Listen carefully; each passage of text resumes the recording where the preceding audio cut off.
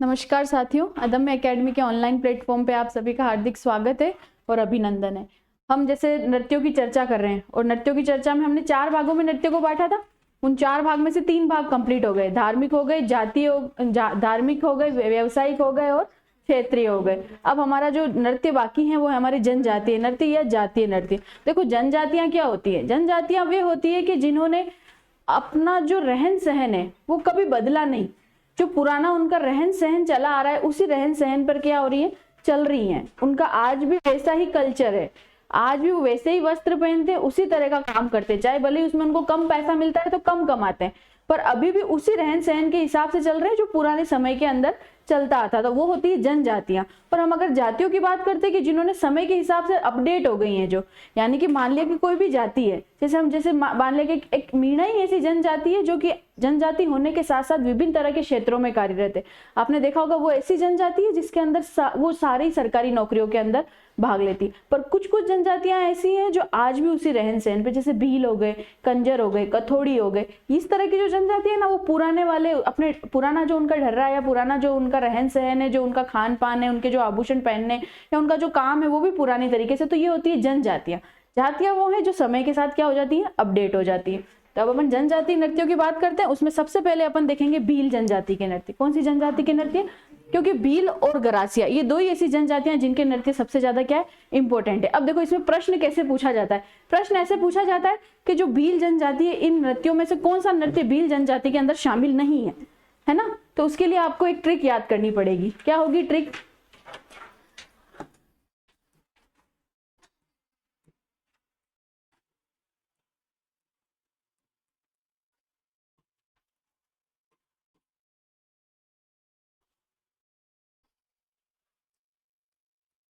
देखो ट्रिक है, भीलों की गौरी,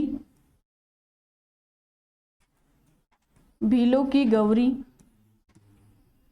क्या हुआ? भीलों की गौरी गेरों के युद्ध में, गेरों के युद्ध में, भीलों की गौरी गेरों के युद्ध में रम पीकर रम पीकर द्विचक्री घूमी, रम पीकर द्विचक्री घूमी, रम पीकर द्विचक्री घूमी। कैसे याद कर रखोगे? देखो अगर शादी होती तो एक चक्कर घूमती, पर क्या पी रखा है, रम पी रखा है, तो कितने चक्कर घूमेगी? 2 चक्कर घूमेगी।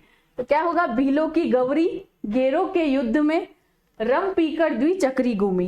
ये लाइन याद रखनी है। इस लाइन से क्या होगा, जब एग्जाम के अंदर सवाल आएगा निम्नलिखित में से कौन सा नृत्य भीलों के नृत्य में शामिल नहीं है, तो आपको एकदम दिमाग में रिकॉल हो जाएगा कि यार अपने को ट्रिक याद आ जाएगी कि हाँ ये। बाकी सारी बातें तो अपन करेंगे कि इस नृत्य में क्या होता है, इसमें कौन करता है, इसमें कौन नहीं करता है, पर जो एग्जाम का पैटर्न है वो ये है कि इसमें से कौन सा शामिल नहीं है। क्योंकि क्या होता है, कंफ्यूजन वाले जो नृत्य हैं वो इन जनजातियों में ही आते हैं।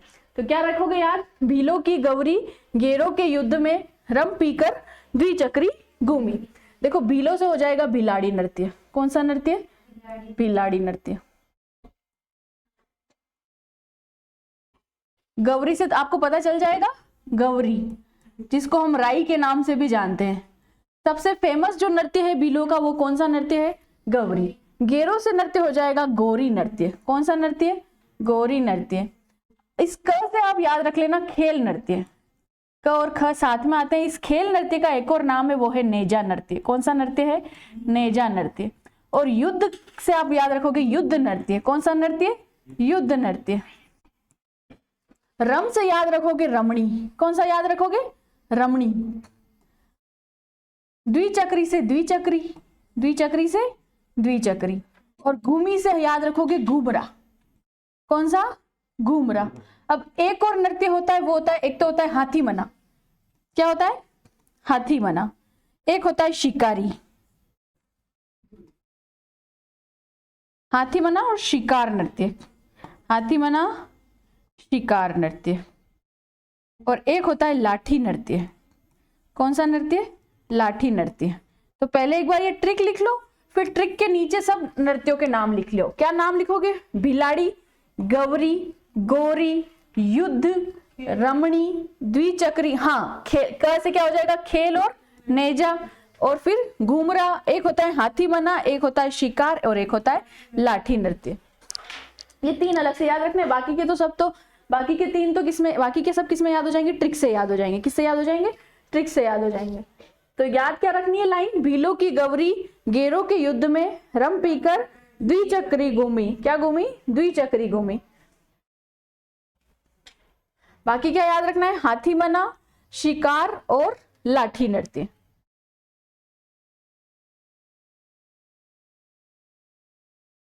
चले आगे। देखो अब सबसे पहले अपन चर्चा करेंगे युद्ध नृत्य की। कौन से नृत्य की, युद्ध नृत्य की। भील जनजाति जो है वो सर्वाधिक कहाँ निवास करती है, उदयपुर और उदयपुर के आसपास वागड़ क्षेत्र में। कहाँ निवास करती है, उदयपुर और उदयपुर के आगे आसपास वागड़ क्षेत्र में। बाकी है क्या लिखना, तो भील जनजाति के आगे आप लिख लेना उदयपुर और वागड़ क्षेत्र, उदयपुर व वागड़ क्षेत्र, उदयपुर व वागड़ क्षेत्र। चले आगे। सबसे पहले अपन ले रहे नृत्य, वो है युद्ध नृत्य। कौन सा नृत्य है, युद्ध नृत्य। देखो ये वाला जो नृत्य है ना, इस नृत्य के अंदर क्या किया जाता है, 2 गुट होते हैं, 2 गुट होते हैं, आमने सामने होते हैं, एक दूसरे से तलवारों और तीरों से एक दूसरे पर क्या करते हैं, तलवारों से वार करते हैं, तीरों से नहीं। तीरों से वार करेंगे तो शिकारी नृत्य हो जाएगा। कौन सा नृत्य हो जाएगा, शिकारी नृत्य हो जाएगा। युद्ध नृत्य में क्या करते हैं, एक दूसरे 2 गुट बन जाते हैं और पुरुष करते हैं ये नृत्य। कौन करते हैं, पुरुष करते हैं। मेन जो बातें वो याद रखने की क्या है, एक तो ये नृत्य कौन करते हैं, पुरुष करते हैं, यानी कि पुरुष प्रधान नृत्य है। अगर पुरुष रस प्रधान हो जाता है तो क्या होता है कि पुरुष आनंदित होते हैं, है ना। और पुरुष प्रधान नृत्य है मतलब कि पुरुष करते हैं इस नृत्य को। अब मैंने एक दिन तुम लोगों से ही सुना था कि इसमें फायरे फायरे कहा जाता है। एक दिन आप लोग बोल रहे थे कि अग्नि नृत्य में फायरे फायरे कहा जाता है, तो अग्नि नृत्य में तो क्या कहा जाता है, फतेह फतेह। और फायरे फायरे किसमें कहा जाता है, भीलों के युद्ध नृत्य में। इसमें जो वाद्य यंत्र प्रयोग में आता है वो आता है मांदल। क्या याद आता है, क्या प्रयोग आता है, मांदल। तो युद्ध नृत्य जो है इसमें प्रयुक्त वाद्य यंत्र क्या है, मांदल। क्या है, मांदल। मांदल ऐसे बजाने वाला होता है, चंग के जैसा होता है। गौरी देखी तुमने, गौरी के समय बजता है ये टन टन टन टन, वो वाला, वो होता है मांदल। हाँ, प्रयुक्त वाद्य यंत्र क्या है, मांदल। ठीक है। प्रयुक्त रणघोष वाक्य, अब याद रखना, कंफ्यूज मत होना। युद्ध के अंदर क्या बोलते हैं, फायरे फायरे। क्या बोलते हैं, फायरे फायरे। और फतेह फतेह आ जाए तो अग्नि नृत्य, सॉरी प्रयुक्त रणघोष। हाँ, इसमें एंटर करते समय, एक दूसरे पे वार करते समय, वो है फायरे फायरे। क्या है, फायरे फायरे। कैसा नृत्य है, पुरुष प्रधान नृत्य। क्या करते हैं, 2 गुट बन जाते हैं और 2 गुट बनकर क्या बनते हैं, तलवारबाजी करते हैं एक दूसरे से, तलवारबाजी करते हैं। क्या करते हैं, तलवारबाजी करते हैं। अब ये नृत्य क्या है, ऐसा नृत्य था कि ये नृत्य क्या एक दूसरे की जान ले लेते थे। क्या करते थे, एक दूसरे की जान ले लेते। तो राज्य सरकार ने इस नृत्य को क्या कर दिया, प्रतिबंधित कर दिया है। तो राज्य सरकार द्वारा प्रतिबंधित भीलों का नृत्य कौन सा हो गया, युद्ध नृत्य। तो राज्य सरकार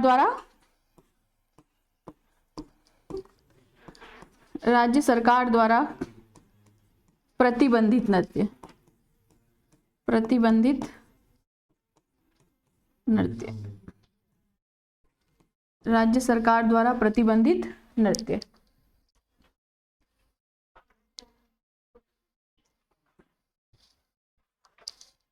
वाद्य यंत्र याद रखोगे, मेन बातें याद रखनी।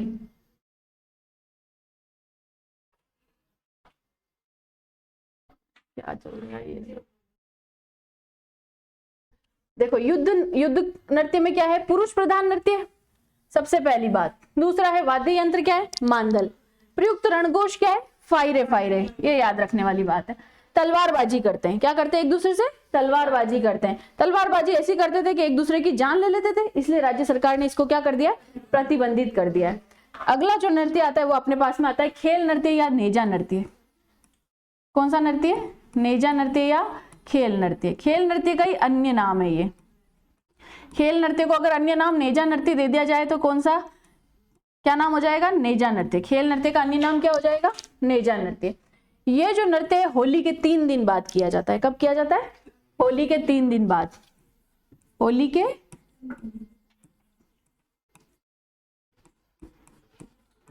के 3 दिन बाद।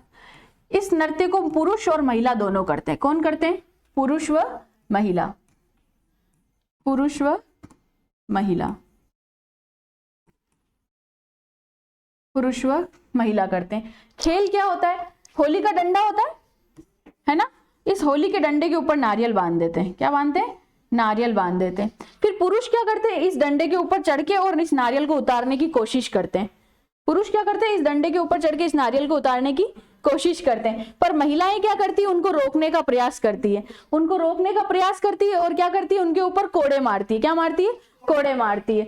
तो फिर इसमें जो नारियल उतार के ले आता है अगर पुरुष, तो पुरुष की जीत हो जाती है। और अगर महिला उसको कोड़े मार के नीचे गिरा देती है तो फिर क्या हो जाती है? स्त्री की जीत हो जाती है। तो ये नृत्य जो है वो एक तरह के खेल को प्रदर्शित करता है। होली के डंडे के ऊपर नारियल बांधा जाता है, पुरुष नारियल को उतारने की कोशिश करते हैं और महिलाएं क्या करती है? उनको नारियल नहीं उतारने देती, उनके ऊपर क्या करती है? कोड़ों से मार करती है। कौन करते हैं? तो पुरुष और महिला दोनों करते हैं। कब किया जाता है? तो होली के 3 दिन बाद किया जाता है।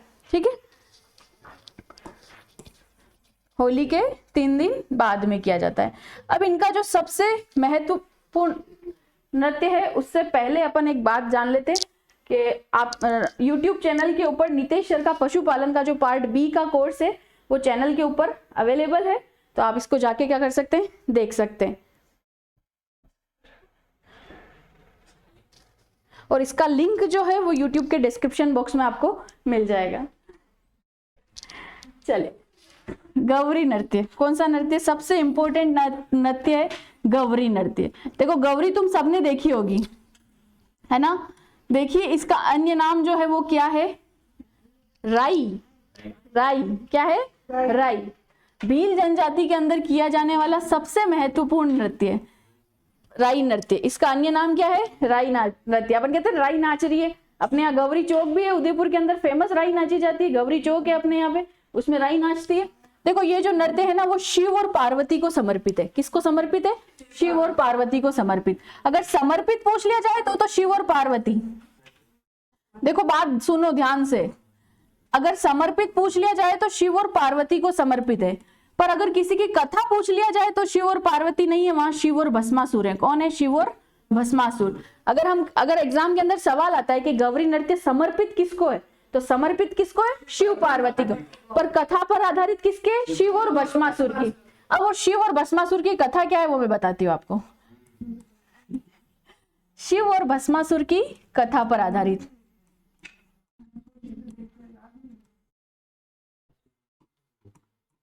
शिव व भस्मासुर की कथा पर आधारित। हाँ, अब शिव और भस्मासुर की कथा क्या है? एक बार एक राक्षस होता है, वो शिव जी की उपासना करता है और शिव जी की उपासना करने पर इतनी कठोर उपासना करता है, इतनी कठोर तपस्या करता है कि शिव जी प्रकट होते हैं। शिव जी प्रकट होते हैं और कहते हैं कि क्या चाहिए तुम्हें? भोला भंडारी, सबको सब कुछ देने वाला है ना। जल्दी से प्रसन्न हो जाते हैं शिव जी और जल्दी से सबको सब कुछ दे देते हैं। तो तुम भी अगर पूजा करो तो किसकी करो? शिव जी की। किसकी पूजा करोगे? पर लड़के क्या करते हैं? मंगलवार को हनुमान जी की पूजा करते हैं। क्या करते हैं? हनुमान जी की पूजा करते हैं। पर अगर लड़कों को भी सजेशन दिया जाए तो लड़कों तुम भी शिव जी की पूजा करो, तुमको जल्दी जो तुम मांगोगे वो मिल जाएगा, जल्दी से सिलेक्शन हो जाएगा तुम्हारा। तो शिव और भस्मासुर में क्या होता है कि भस्मासुर तपस्या करते हैं, शिव जी प्रकट होते हैं। शिव जी प्रकट होते ही सबसे पहले क्या देते हैं? आशीर्वाद देते हैं। और आशीर्वाद में वो क्या मांगता है कि मुझे ऐसा हथियार दो कि मैं चाहूं जिसको क्या कर सकूं? भस्म कर सकूं। क्या कर सकूं? भस्म कर सकूं।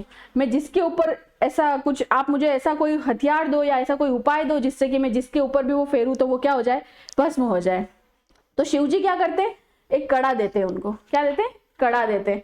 और वो कड़ा को देके उसके अंदर जो भी उनको देना होता है आशीर्वाद वो देते हैं और कहते हैं कि ये कड़ा जिसके भी ऊपर तुम फेरोगे तो वो क्या हो जाएगा? भस्म हो जाएगा।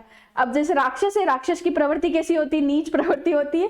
क्योंकि वो क्यों होती है ऐसी प्रवृत्ति? क्योंकि उनकी जो अंदर के जो गुण हैं वो उनको प्रेरित करते हैं इन सब चीजों के लिए कि वो गलत रास्ते पर जाएंगे ही जाएंगे। तो वो ऐसे करते करते मतलब जिसको उसकी इच्छा होती है वो क्या कर देते हैं? भस्म कर देते हैं। एक दिन क्या होता है कि वो शिव जी की पत्नी कौन है? पार्वती। कौन है? पार्वती। वो क्या करते हैं पार्वती से विवाह करने की क्या करते हैं, अभिलाषा करते हैं। क्या करते हैं, पार्वती से विवाह करने की अभिलाषा करते हैं। अब वो बीच में कौन आएंगे, शिव जी आएंगे बीच में, तो क्या करेंगे, शिव जी के ऊपर कड़ा फेर देंगे। क्या करेंगे, शिव जी के ऊपर कड़ा फेर देंगे, तो शिव जी क्या हो जाएंगे, भस्म हो जाएंगे। पर क्या भगवान है, भगवान को भस्म करना आसान है क्या, भगवान को इन सारी योजनाओं का क्या चल जाता है, पता चल जाता है। क्या चल जाता है, पता चल जाता है। तो शिव जी क्या करते हैं, एक कथा रचते हैं, और कथा रचने के अंदर क्या करते हैं, विष्णु भगवान को भेजते हैं। विष्णु भगवान क्या करते हैं, मोहिनी का रूप धारण करते हैं। किसका रूप धारण करते हैं, मोहिनी या किसी स्त्री का रूप धारण करते हैं, और भस्मासुर को क्या करते हैं, भस्मासुर को भटकाते हैं, और भटकाने के बाद में उसको क्या कर देते हैं, भस्म कर देते हैं। क्या कर देते हैं, भस्म करते हैं। तो भस्मासुर का वध कौन करते हैं, विष्णु करते हैं। भस्मासुर कैसी लालसा करता है कि मैं पार्वती से क्या करूं, विवाह करूं, और फिर वो भस्मासुर नष्ट हो जाता है, और उसके बाद में ये कथा जो है वो उस भस्मासुर के नष्ट होने के कारण ही गौरी कहलाई। क्या कर रही, गौरी कहलाई। तो ये जो नृत्य है इसमें शिव और भस्मासुर की कथा पर आधारित है, पर समर्पित किसको है, तो समर्पित है आपके पार्वती को। किसको समर्पित है, पार्वती को। अब देखो इस नृत्य के अंदर क्या होता है, इस नृत्य के अंदर जो शिव का रूप धारण करते हैं, जो शिव का रूप धारण करते हैं वो तो कहलाते हैं पूरिये। ये अपनी जो इंपॉर्टेंट बातें एग्जाम की वही है, शिव का रूप धारण जो करते हैं वो कहलाते हैं पूरिये। शिव का रूप धारण करने वाले कहलाते हैं पूरिये।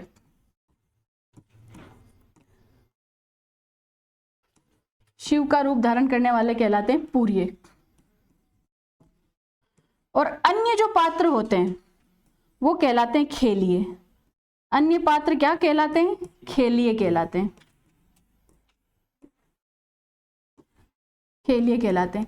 ये जो नृत्य है वो पुरुष प्रधान नृत्य है, पर स्त्री का रूप भी अगर धारण करना होता है तो कौन धारण करते हैं, पुरुष धारण करते हैं। तो नृत्य कैसा है, पुरुष प्रधान। नृत्य कैसा है, पुरुष प्रधान।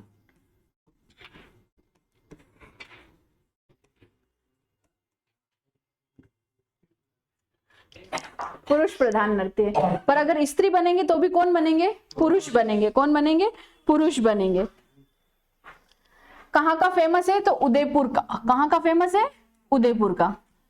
उदयपुर में सबसे फेमस गौरी खेली जाती है। उदयपुर में सबसे फेमस क्या खेली जाती है, गौरी खेली जाती है। अब इससे आगे की बात करते हैं। इससे आगे की जो बात है वो ये है कि देखो ये खेल हो रहा है, और इस खेल के अंदर जो सबसे पहले जो कथा का वाचन करते हैं, ये आरएस के अंदर आया हुआ सवाल है। ये खेल हो रहा है, इस खेल के अंदर जो सबसे पहले नाट्य का वाचन जो करता है, जो कथा बोलता है, वो कहलाता है जामट्या। जामट्या क्या कहलाता है, जामट्या। जामट्या। तो आरएस के अंदर सवाल क्या आया, आरएस के अंदर सवाल आया कि इस कथा का जो वाचन करता है उसके समान ही कथा को वाचन करने वाला क्या कहलाता है। तो अगला जो इसी के समान वापस बोलेगा, जो ये बोलेगा उसी को वापस बोलता है, वो कहलाता है खड़क्या। खड़क्या क्या कहलाता है, खड़क्या। खड़क्या। खड़क्या। खड़क्या। ये आरएस में आया हुआ सवाल है भाई, कि गौरी नृत्य के अंदर कथा का वाचन करने वाला अगर जामट्या जामट्या है तो उसी के समान उसी कथा को वापस पुनरावृत्ति करने वाला क्या कहलाता है, खड़क्या। खड़क्या कहलाता है। क्या कहलाता है, खड़क्या। खड़क्या। तो लिख सकते हैं गौरी नृत्य में, गौरी नृत्य में कथा का वाचन करने वाला, कथा का वाचन करने वाला, कथा का वाचन करने वाला जामट्या। जामट्या। जामट्या। जामट्या। तथा कथा का पुनर्वाचन, कथा का पुनर्वाचन खड़क्या। खड़क्या कहलाता है। पात्र यानी पुनर्वाचन करने वाला पात्र, पुनर्वाचन करने वाला पात्र क्या कहलाता है, खड़क्या। खड़क्या। एक सेकेंड वापस पीछे ले रही हूं मैं। खड़क्या। खड़क्या कहलाता है। खड़क्या। खड़क्या कहलाता है। कथा का वाचन यहां से हो रहा है, ये कौन क्या कहला रहा है, जामट्या। जामट्या। पर वापस पुनर्वाचन जो करेगा व्यक्ति वो क्या कहलाएगा, खड़क्या खड़क्या। शिव का जो रूप धारण करते वो कहलाते पूरिये, बाकी सारा पात्र जो होते वो क्या कहलाते खेलिए। अब देखो और इंपॉर्टेंट बातें क्या है इस नृत्य की। ये जो नृत्य है वो 40 दिन तक चलता है। कितने दिन तक चलता है? 40 दिन तक। पूरा तो भाद्रपद का महीना और 10 दिन आश्विन महीने के। किसके? आश्विन महीने के। तो ये नृत्य कितने दिनों का है? 40 दिनों का। ये याद रखना है, ये नृत्य 40 दिनों तक, 40 दिनों तक। भाद्रपद के तो कितने दिन है? 30 दिन और आश्विन के 10 दिन। आश्विन के 10 दिन, 10 दिन तक चलता है। आश्विन के 10 दिन तक चलता है। कितने दिनों तक चलता है? 40 दिन तक चलता है। अब इस नृत्य के आखिरी दिन क्या होता है? तो इस नृत्य के आखिरी दिन क्या करते हैं? कुम्हार के घर जाते हैं और काली मिट्टी के हाथी को लाते हैं। काली मिट्टी के हाथी को लाते हैं और शिव और पार्वती के साथ में उसको क्या कर देते हैं? विसर्जित कर देते हैं। शिव और पार्वती के साथ में उसको क्या करते हैं? हाथी को विसर्जित कर देते हैं। इस दिन रात में जब ये खेल खत्म हो जाता है तो महिलाएं क्या लगाती है? भील जनजाति की मेहंदी लगाती है। क्या लगाती है? मेहंदी लगाती है। तो अंतिम दिन क्या होता है? गौरी के अंतिम दिन, गौरी के अंतिम दिन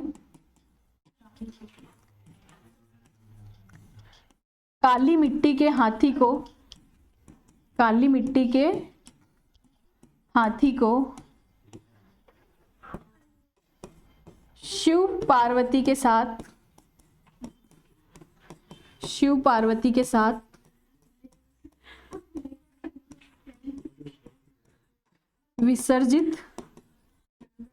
विसर्जित किया जाता है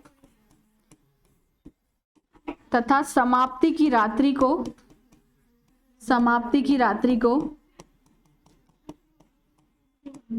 भील जाति की महिलाएं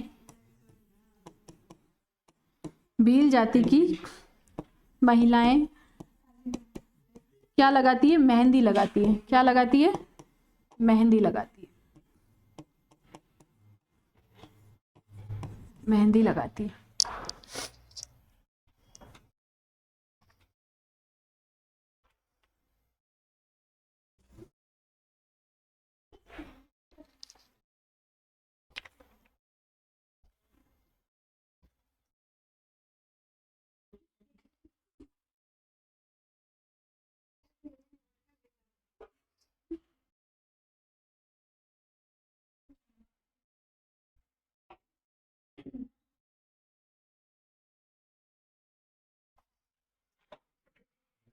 अब देखो अपन एक और नृत्य पढ़ते, घूमरा नृत्य।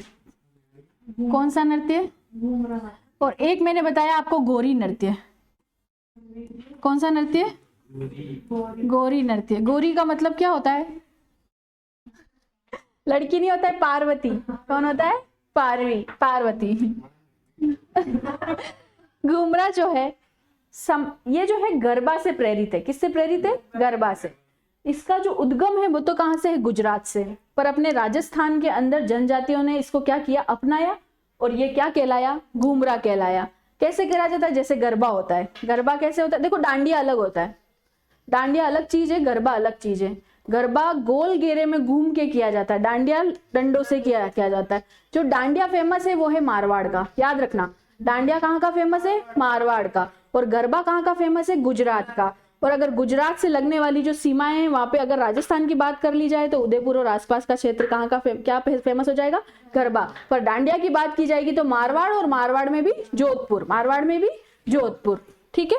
तो ये घूमर जो है वो घूमरा जो है वो किससे प्रेरित है? गरबा से प्रेरित है। उद्गम कहां से हो गया? गुजरात से। कैसे किया जाता है? तो महिलाओं के द्वारा किया जाता है। किसके द्वारा किया जाता है? महिलाओं के द्वारा किया जाता है। और महिलाएं कैसे घूमती है? गोल घेरे के अंदर घूमती है। तो कहाँ का ये घूमरा नृत्य किसका? कहां से प्रचलित, उद्गम कहां से हुआ? उद्गम तो है इसका गुजरात से। जब भील जनजाति ने अपनाया तो क्या कहलाया? घूमरा कहलाया। भील जनजाति ने अपनाया तो क्या कहलाया? घूमरा कहलाया। भील जनजाति ने अपनाया तो क्या कहलाया? घूमरा कहलाया। तो महिलाओं द्वारा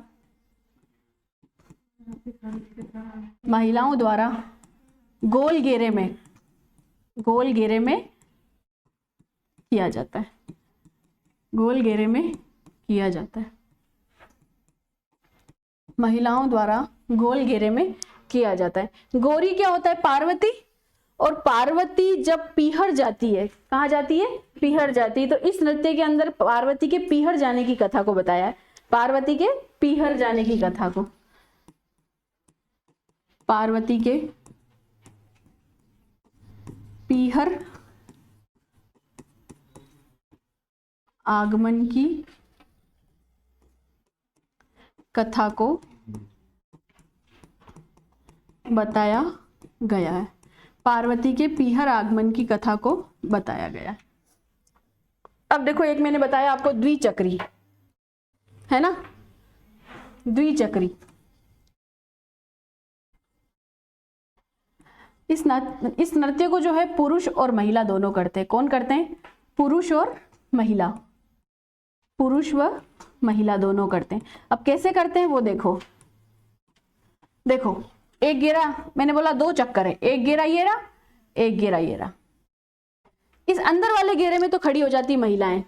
कैसे खड़ी हो जाती? महिलाएं। ये तो कौन है? महिलाएं हैं। कौन है? महिलाएं। बाहर वाले घेरे में खड़े हो जाते पुरुष। कौन खड़े हो जाते हैं? पुरुष खड़े हो जाते हैं। फिर क्या करते हैं भाई? ये घूमते हैं दाएं से बाएं। कैसे? इनका जो सीधा हाथ ये ऐसे घूमते हैं और महिलाएं घूमती है ऐसे उल्टा।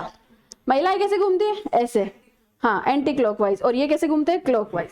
ये ऐसे घूमते हैं। महिलाएं दाएं से, सॉरी, पुरुष कैसे घूमते हैं? दाएं से बाईं तरफ, हाँ, दाएं से बाईं तरफ। और महिलाएं कैसे घूमती है? बाएं से दाएं तरफ। तो कैसा प्रतीत होता है? जैसे एक बार तो कोई ऐसे घूम रहा है और अंदर कैसे घूम रहा है? इस तरह से घूम रहा है। तो वो नृत्य क्या कहलाता है? द्विचक्री कहलाता है। कौन करते हैं? पुरुष और महिला करते हैं। पुरुष और महिला करते हैं। एक नृत्य है रमणी नृत्य। कौन सा नृत्य है? रमणी नृत्य। रमणी जो नृत्य है ना, वो विवाह के अवसर पर किया जाता है। कब किया जाता है? विवाह के अवसर पर। विवाह के अवसर पर, विवाह के अवसर पर किया जाता है। विवाह के अवसर पर किया जाता है।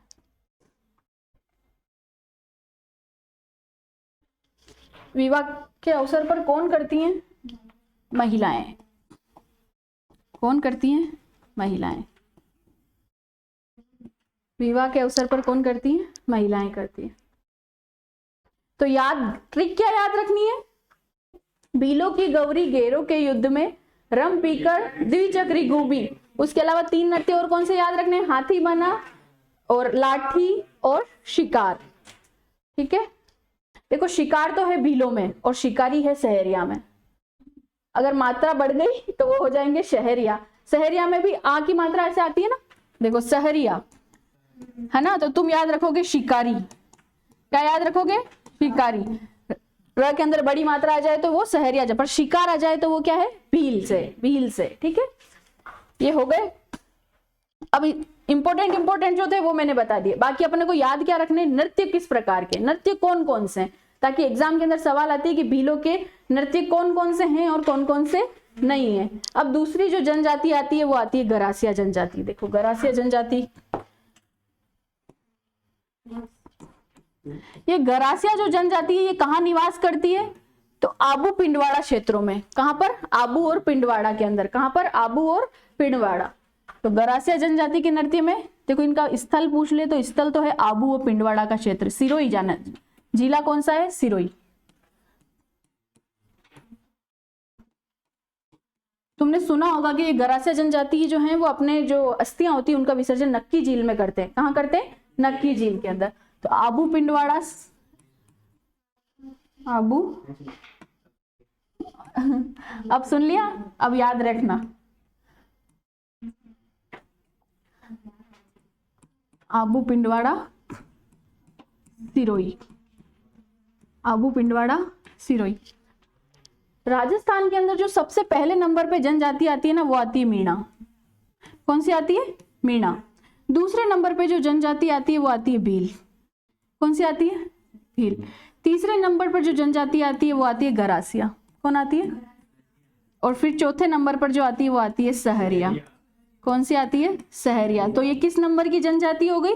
राजस्थान के अंदर तीसरे नंबर के ऊपर सबसे आने वाली सबसे बड़ी जनजाति, तीसरे नंबर पर आने वाली सबसे बड़ी जनजाति।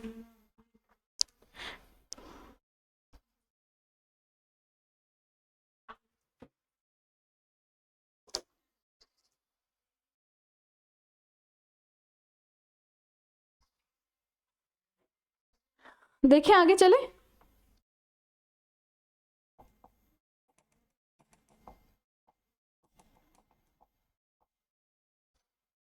तो इसकी ट्रिक है गरासिया जनजाति की। गोलू मामो, मामा से क्या बन गया? मामो। गोलू मामो ज्वारा में कूदो, ज्वारा में कूदो। गोलू मामो ज्वारा में कूदो। क्या याद रखोगे? गोलू मामो ज्वारा में कूदो। गोलू से याद रखोगे गोल नृत्य। कौन सा नृत्य? गोल नृत्य। मो से याद रखोगे मोरिया। कौन सा याद रखोगे? मोरिया। ज्वारा से याद रखोगे ज्वार। कौन सा नृत्य? ज्वार नृत्य। और कूदो से याद रखोगे कूद नृत्य। कौन सा नृत्य? कूद नृत्य। ल से क्या याद रखोगे? लूर। ल से क्या याद रखोगे? लूर। व से क्या याद रखोगे? वालर। व से क्या याद रखोगे? वालर। गरासिया जनजाति का सबसे प्रसिद्ध नृत्य है वालर। गरासियों का घूमर जिसको कहा जाता है, गरासियों का घूमर।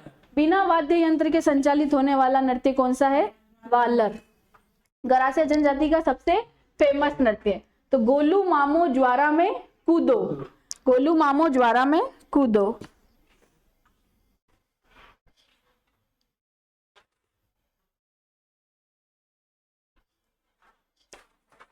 देखो अब इसमें सबसे पहला आता है वालर। इंपॉर्टेंट पढ़ेंगे। वालर जो है गरासियों का घूमर कहलाता है। क्या कहलाता है? गरासियों का घूमर। गरासियों का घूमर।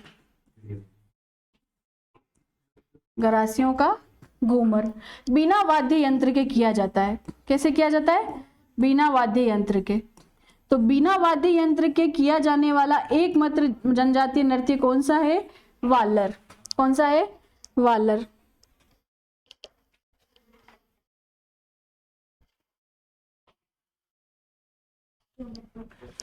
ठीक है। एक है लूर। इंपॉर्टेंट। लूर में क्या होता है कि एक महिलाएं करती है, एक तरफ महिलाएं यहां खड़ी हो जाती है, एक तरफ महिलाएं यहां खड़ी हो जाती है।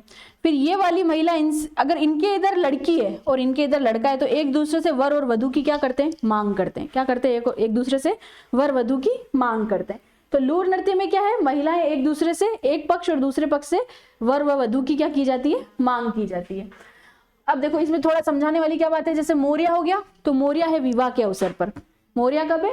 विवाह के अवसर पर। ज्वार कब है? होली के अवसर पर। जैसे आपने देखा होगा कि होली के अवसर पर जब गेहूं आते हैं तो हम गेहूं सेकते हैं।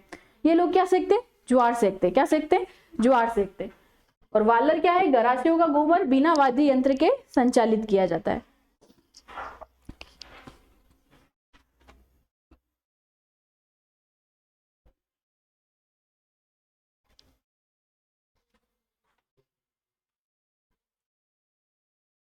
चले आगे।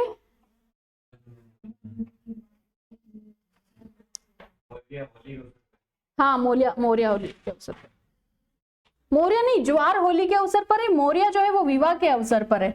मोरिया कब है? विवाह के अवसर पर। ज्वार होली पर, फसल पकने पर ये क्या जलाते हैं? उसमें ज्वार करते हैं, ज्वार जलाते हैं।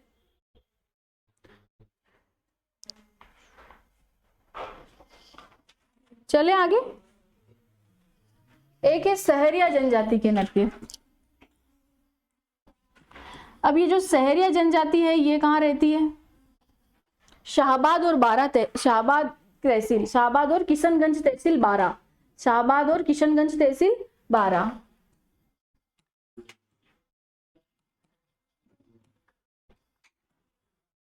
कहां पर निवास करती है? तो शाहबाद और किशनगंज तहसील, ये दोनों कहाँ हैं? 12 के अंदर। जिला क्या पड़ेगा? 12 जिला। जिला क्या पड़ेगा? 12। तो कौन से नंबर की जनजाति है? चौथे नंबर की। मीणा, भील, गरासिया, फिर सहरिया।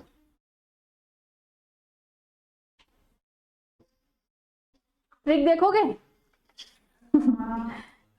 शहर का शिकारी, शहर का शिकारी इंद्रपरी के लिए, एक पापा की परी होती है, एक ये इंद्रपरी है, ठीक है। इंद्रपरी के लिए,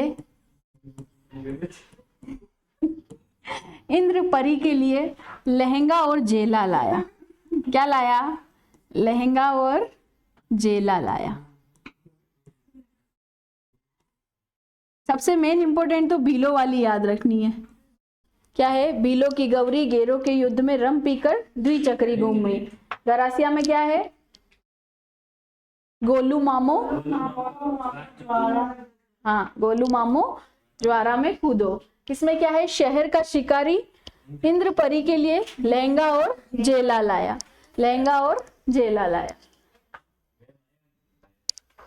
लाया लाया, हाँ लाया।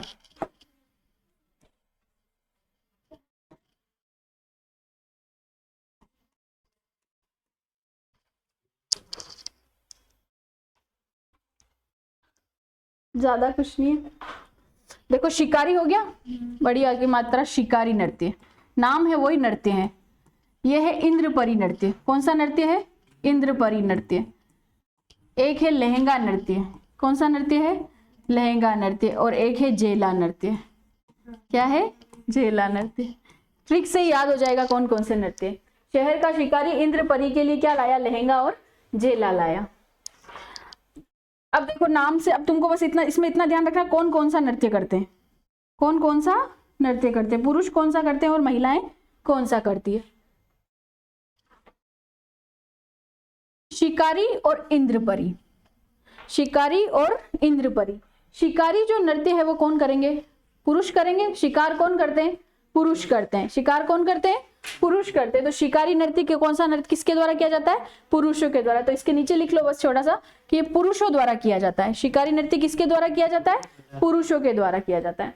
देखो इंद्रपरी, इस नृत्य को करते तो पुरुष हैं, पर अगर महिला का रूप धारण करना होता है तो वो भी कौन धारण करते हैं? पुरुष करते हैं। तो इस ये नृत्य पुरुषों द्वारा किया जाता है, पर महिलाओं का वेश जो है वो भी पुरुष धारण करते हैं। ये नृत्य पुरुषों द्वारा किया जाता है, पर महिला का रूप भी पुरुष धारण करते हैं। महिला का रूप भी इंद्रपरी, इंद्रपरी को पुरुष करते हैं, पर महिला का रूप भी कौन धारण करते हैं? पुरुष धारण करते हैं। फिर है लहंगा और जेला, दोनों कौन पहनती है? महिलाएं। जेला मैंने बताया था कान का आभूषण है। तो ये नृत्य, दोनों नृत्य किसके द्वारा किए जाते हैं? महिला के द्वारा। किसके द्वारा किए जाते हैं? महिला के द्वारा। लहंगा और जेला किसके द्वारा किए जाते हैं? तो महिला के द्वारा।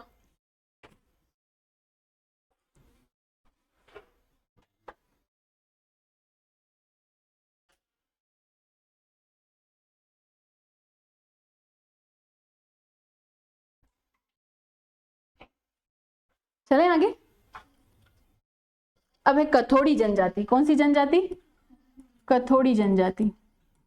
देखो मैंने कथोड़ी जनजाति की चर्चा है ना पहले वेशभूषा के अंदर करी, तुमसे करी थी। फड़का, वेरी गुड। फड़का, फड़का इसमें भी आएगा। देखो कथोड़ी जनजाति क्या है? ये मूल रूप से जो जनजाति है वो है महाराष्ट्र की। कहाँ की जनजाति है? महाराष्ट्र की। पर राजस्थान में क्या काम है इनका? तो खेर के वृक्ष से क्या बनाते हैं? ये कत्था बनाते हैं। क्या बनाते हैं? कत्था बनाते हैं। तो कत्था बनाने के कारण ये कहां पर आए? राजस्थान के अंदर आए, ठीक है। और ये जो जनजाति बहुत कम जनसंख्या है इनकी। कितनी जनसंख्या है? कम जनसंख्या है। तो ये मूल रूप से कहाँ की है? मूल रूप से महाराष्ट्र की है। मूल रूप से कहाँ की है? महाराष्ट्र की। क्या करती है ये जनजाति? तो खेर के वृक्ष से कत्था बनाती है। खेर वृक्ष से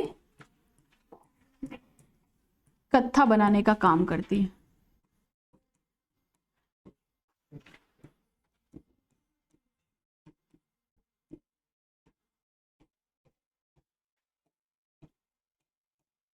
खेर के वृक्ष से क्या करती है? कत्था बनाने का काम करती है। मैंने आपको बताया था फड़का। क्या होता है फड़का?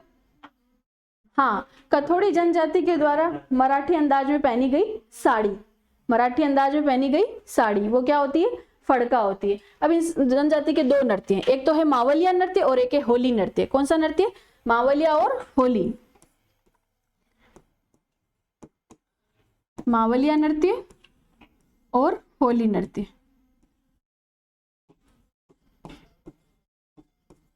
मावलिया नृत्य और होली नृत्य। ये जो मावलिया नृत्य है ये नवरात्रि के अवसर पर किया जाता है। कब किया जाता है? नवरात्रि के अवसर पर।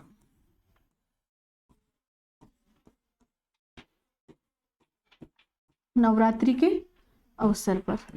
और होली नृत्य कब किया जाएगा? होली के अवसर पर।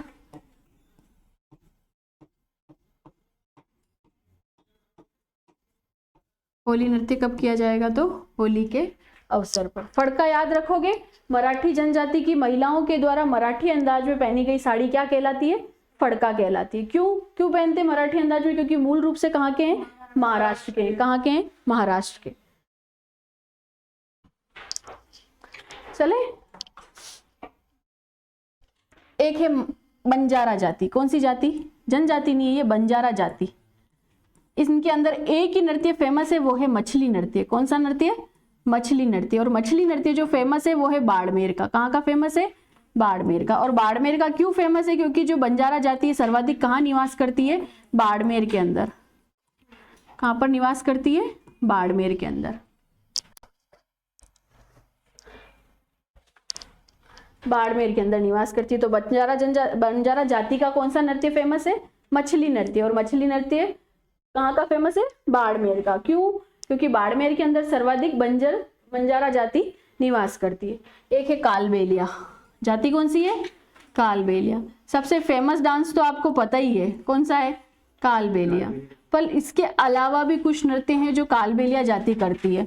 वो नृत्य जो है वो गीतों पे आधारित है। जैसे एक तो नृत्य है इनका शंकरिया। कौन सा नृत्य है? शंकरिया। एक है इंडोणी। क्या है? इंडोणी। इंडोणी के बारे में जानते हो क्या होती है इंडोणी? हाँ, सिर के बीच में। हाँ। एक है पणिहारी। क्या है? पणिहारी। एक है बिछुड़ो। बिछुड़ो भी गाना सुना होगा, सुना? ये जो नृत्य है ये किसके ऊपर आधारित है? गीतों पर आधारित नृत्य है इनके। किस पे आधारित है?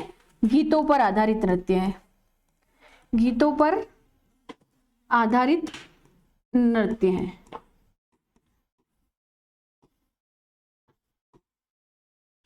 इंडोणी गाना सुना है तुमने? पड़ोसन बड़ी चकोर ले गई मारी इंडोणी। क्या गाना है? पड़ोसन बड़ी चकोर ले गई मारी इंडोणी। बिछुड़ो पता ही है? बिछुड़ो तो सुना है, सबने सुना है। पणिहारी भी सुना होगा। मैं तो मरी होती आज मरी होती, है ना? बिछुड़ो। और पणिहारी क्या है? धीमा चाल रे पणिहारी लेंगो गरग पड़े हैं।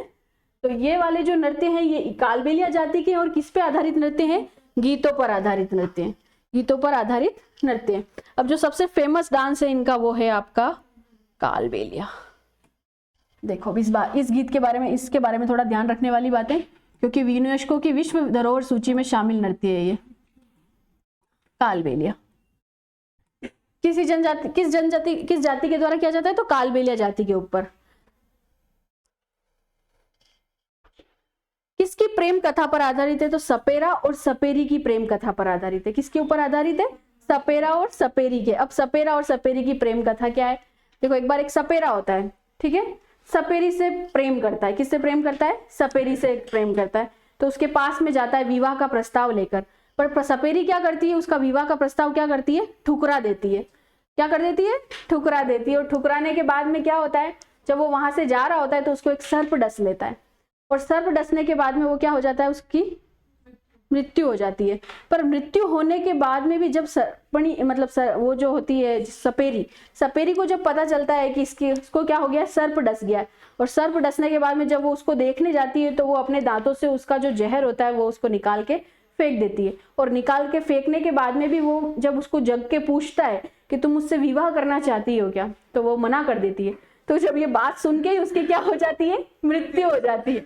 मतलब अब उसके बाद सीधी दिल पे लगी है। उसको सांप काट गया, उसका भी दुख नहीं हुआ। उसको सांप काटने के बाद तो वो वापस जिंदा हो गया, पर जब वो लड़की मना कर देती है तो वो बिल्कुल उसका क्या हो जाता है? दिल टूट जाता है। तो इस कारण से ये कालबेलिया नृत्य किया जाता है। प्रयुक्त जो वाद्य यंत्र है वो है पुंगी। क्या है? पुंगी और बीन। तो सबसे इंपॉर्टेंट बात कि प्रयुक्त वाद्य यंत्र प्रयुक्त वाद्य यंत्र जो है वो है पुंगी और बीन। यानी कि जब इस नृत्य की शुरुआत हुई तब पुंगी और बीन बजाई जाती थी, पर अब जमाना हमारा मॉडर्न जमाना है, गाने बनने लग गए। तो कौन सा गाना, कालियो कूद पड़ियो मेला में, है कालियो कूद पड़ियो मेला में। सबसे पहले जब होता था तो किस पे होता था, पुंगी और बीन पे। किस पर आधारित है, सपेरा और सपेरी की प्रेम कथा पर आधारित है। सपेरा और सपेरी की प्रेम कथा पर आधारित, सपेरा और सपेरी की प्रेम कथा पर आधारित, सपेरा और सपेरी की प्रेम कथा पर आधारित। अब देखो ये जो नृत्य है ना 2010 के अंदर, 2010 के अंदर विश्व धरोहर सूची में शामिल किया गया। विश्व धरोहर सूची में शामिल किया गया, विश्व धरोहर सूची में शामिल किया गया। ये याद रखने वाली बात है। एक इसकी प्रसिद्ध नृत्यांगना है, वो है गुलाबो। कौन है प्रसिद्ध नृत्यांगना? प्रसिद्ध नृत्यांगना जो है वो है, कौन है इनकी, गुलाबो। गुलाबो प्रसिद्ध नृत्यांगना कौन है, गुलाबो। पद्मश्री पुरस्कार प्राप्त है ये 2012 के अंदर। कब है, 2012 में पद्मश्री मिला हुआ है इनको।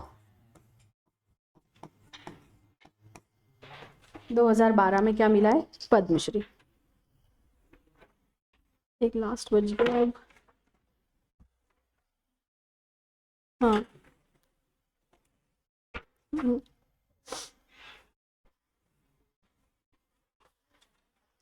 एक ही जनजाति का नृत्य है, वो है बागड़िया। कौन सा नृत्य है, बागड़िया। अब देखो इस नृत्य के बारे में क्या किताबों के अंदर लिखा होता है कि नृत्य भीख मांगते हुए किया जाता है, पर ऐसा हम नहीं बोल सकते, क्योंकि कालबेलिया जो जाति है ना वो बहुत ही आत्मसम्मान वाली जाति है। मतलब कुछ भी छोटा मोटा ही कमा के अपना जीवन यापन करते हैं, पर किसी से भीख नहीं मांगते। पर किताबों के अंदर ऐसा लिखा होता है कि भीख मांगते हुए किया जाता है। भीख मांगते नहीं किया जाता है। उनकी जो कला होती है, जो गाना होता है, उसको प्रदर्शित करके फिर लोगों से पैसा इकट्ठा करते हैं। जैसे आपने ट्रेन में भी देखा होगा, गाना बजाने वाले बच्चे आते हैं, महिलाएं आती हैं, फिर वो गाना गाती हैं, फिर हम लोगों से कुछ मांगा जाता है। तो हम ये नहीं कह सकते कि वो भीख मांगते हुए ये नृत्य को प्रदर्शित करते। तो क्या करते हैं, अपनी कला कौशल का प्रदर्शन करके फिर कुछ मांग के आधार पर ये नृत्य किया जाता है। किसके द्वारा किया जाता है, महिला और बच्चों के द्वारा। किसके द्वारा किया जाता है, तो महिला और बच्चों के द्वारा, महिला व बच्चों द्वारा किया जाता है। कैसे किया जाता है, तो अपनी कला कौशल का प्रदर्शन करके, अपनी कला कौशल का प्रदर्शन कर राशि एकत्र करते हैं, राशि एकत्र करते हैं। भीख मांगते हैं ऐसे नहीं बोलेंगे, क्योंकि बहुत आत्मसम्मान वाली जनजाति है, बहुत आत्मसम्मान रखते हैं ये।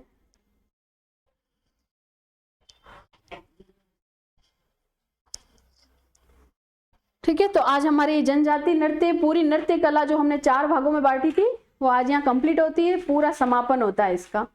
तो आशा करती हूँ आपको याद हो जाएंगे, और याद नहीं भी होंगे तो समझ में तो आए होंगे। ठीक है, तो अब हमारा जो नेक्स्ट टॉपिक होगा वो होगा लोक देवियां। तो इससे आगे की बात नेक्स्ट क्लास में करते हैं।